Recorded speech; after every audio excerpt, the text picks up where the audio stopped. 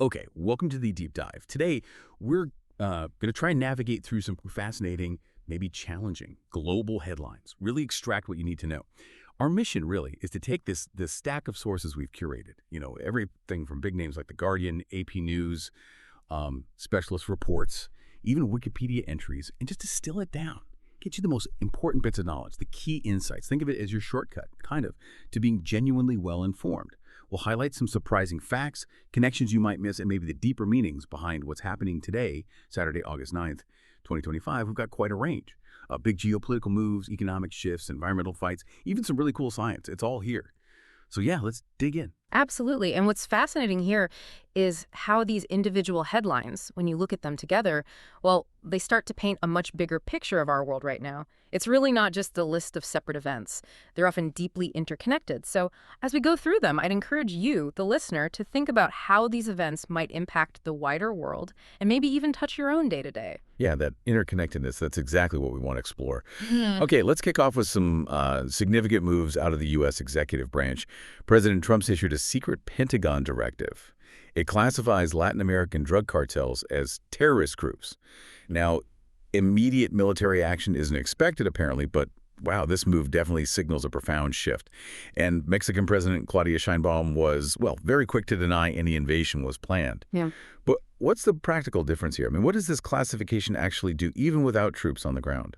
Well, that's a key point. One really striking thing is how this reclassification drastically changes the legal and operational tools available to the U.S. It basically moves these groups from being seen as, a criminal enterprise threat to a national security threat. That's a big jump. So, for example, it could let the U.S. directly target cartel assets anywhere in the world using counterterrorism financing laws, or even potentially pursue drone strikes, things usually reserved for groups like ISIS. And this could possibly bypass traditional law enforcement channels, maybe even congressional approval in some cases, which, explains that immediate, very strong denial from Mexico. It highlights that very delicate diplomatic situation. That makes sense. A crucial point indeed. And speaking of high-stakes international relations, President Trump is also set to meet Russian President Putin next Friday in Alaska. The stated reason: discussing ending the war in Ukraine. The U.S. side is even floating ideas about territorial swaps. But, analysts seem pretty skeptical that peace is the immediate goal here. So if not peace, what do they think each leader actually gains from this meeting, beyond just maybe kicking the can down the road? Right. Well, looking at the bigger picture, while any summit between these two is obviously significant, AP News and The Guardian both report that, many analysts are seeing this more as a strategic delay, a tactic from both sides, really. For Putin, it's perhaps a way to, legitimize his position on the world stage while the conflict continues. And for Trump, it gives a public display of diplomatic engagement, especially thinking ahead to elections. The core issues in Ukraine are just so deep, so entrenched, that a quick fix is, well, highly unlikely. This summit seems more about political maneuvering, maybe setting the stage for future talks rather than a genuine, immediate push for lasting peace. A complex dance, for sure. And the economic ripples from the U.S. are also being felt globally. New U.S. tariffs have just taken effect. They hit over 60 countries, the entire EU. The stated aim is to reduce growth in those targeted economies. But according to AP News, the immediate result seems to be rising inflation and slower job creation domestically, right here in the U.S. Industries like semiconductors, pharmaceuticals, they're apparently feeling the pinch already. Yeah, and this really brings up a vital point about just how interconnected the global economy is. While the goal might be stated as, curbing growth elsewhere, Right. economists are warning about a pretty significant boomerang effect. These broad tariffs, they can accidentally raise costs for U.S. manufacturers who rely on global supply chains. And that ultimately could slow down domestic job creation more than intended. We've certainly seen this kind of pattern before in trade disputes, where attempts to protect home industries can backfire, leading to unintended inflation, maybe even broader economic stagnation if it's not managed really carefully. Okay, so while leaders are juggling those diplomatic and economic balls, another deeply concerning situation is still unfolding in the Middle East. The UN Secretary General, Antonio Guterres, has come out strongly condemning Israel's newly approved plan to occupy Gaza City. He called it a dangerous escalation, citing the potential displacement of, up to 1 million Palestinians. This is predictably sparked widespread global condemnation. The UN Security Council is getting ready to meet. But given the history of these kinds of condemnations, what are the realistic diplomatic next steps the Council might actually take? Or is this mostly symbolic pressure? Well, the immediate and very forceful UN response definitely shows the international community's deep concern, especially about the humanitarian side. The whole concept of occupation and the sheer scale of potential displacement. Yeah. And while, yes, UN condemnations can often seem symbolic, they are actually crucial. They shape international opinion, and they can lay the groundwork for more concrete actions later on. Things like targeted sanctions, maybe, or resolutions that really ramp up diplomatic pressure.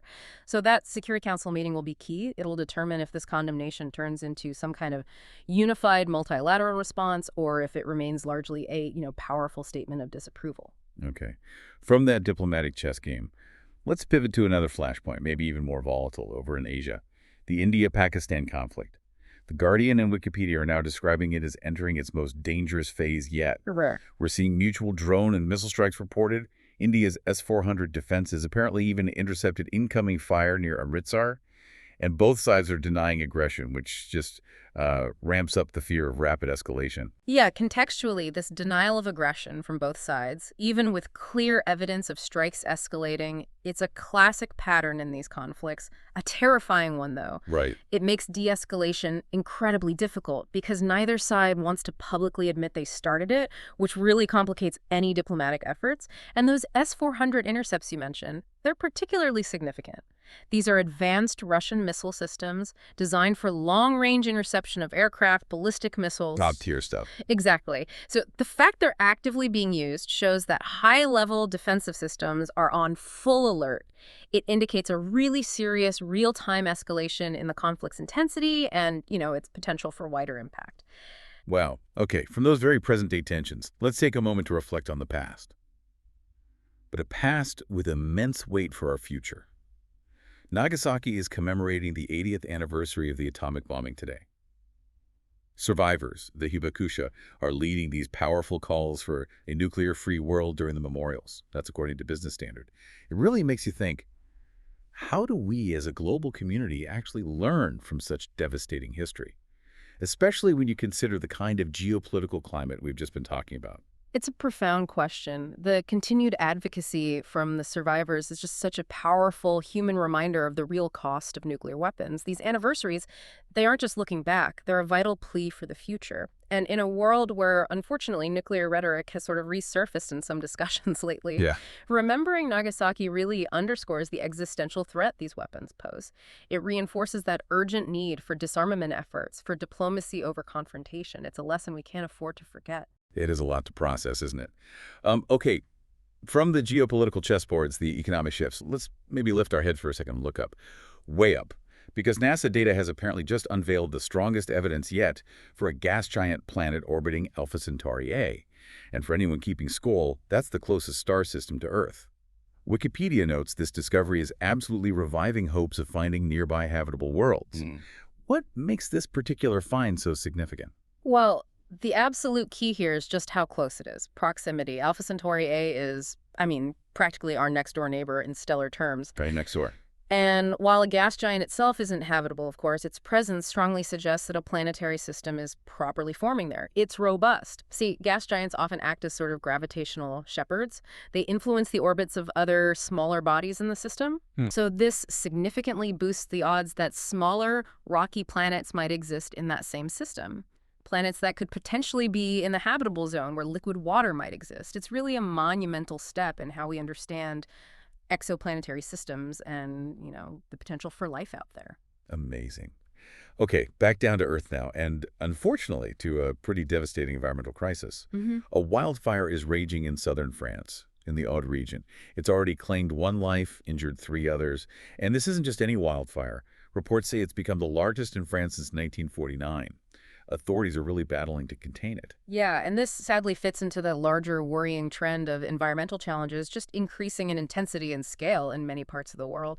The fact that this is France's largest wildfire in, over 75 years, really underscores the growing severity and frequency of these kinds of events, often, made worse by climate change. Right. It just highlights that urgent need for much more robust climate mitigation strategies, adaptation plans too.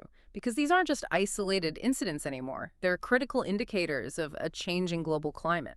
And actually, linked to environmental health, there's some interesting legal news also out of France, this time about pesticides.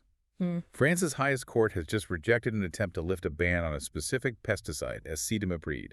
They cited significant risks to pollinators, like bees. So this ruling effectively reinstates earlier protections aimed at, safeguarding biodiversity. And this really makes us think about that crucial, often difficult balance between agricultural needs and environmental protection. The Constitutional Court's decision here, choosing to prioritize the health of pollinators like bees, even though there were efforts to reintroduce the pesticide, well, it speaks volumes. It shows a growing legal awareness, maybe public awareness too, of just how critical biodiversity is for our ecosystems and ultimately for our food security. It sets quite a powerful precedent, suggesting that maybe those economic arguments for using certain pesticides might increasingly be outweighed by ecological concerns in court rulings. Wow. Okay, what an incredible range of topics we've actually touched on today. I mean, from those very specific geopolitical tensions, India, Pakistan, the UN condemnation of Israel's Gaza plan, Really complex situation. to the economic ripples from those new U.S. tariffs, and then, that truly awe-inspiring scientific discovery orbiting Alpha Centauri. Quite the spectrum.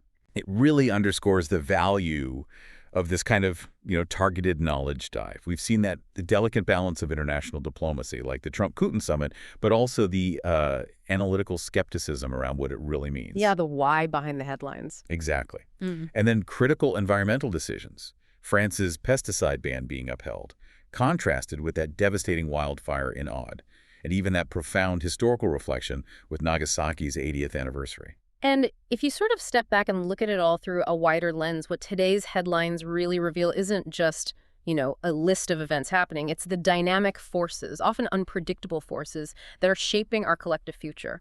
Everything from global security to environmental health, and even, as we saw, our understanding of the universe itself. By looking beyond just the bare facts, you really can start to understand the why behind it all and maybe the so what it means going forward. So the final question then is, what does all this mean for you listening right now and, well, for all of us? As you go about your day-to-day, maybe consider, how do these small moments, these individual news items from today, how do they contribute to the bigger stories, the macro narratives of tomorrow's history? What's maybe one area from this deep dive today that you're now curious about, something you might want to explore a bit further on your own? Lots to think about. Until next time, keep digging deeper.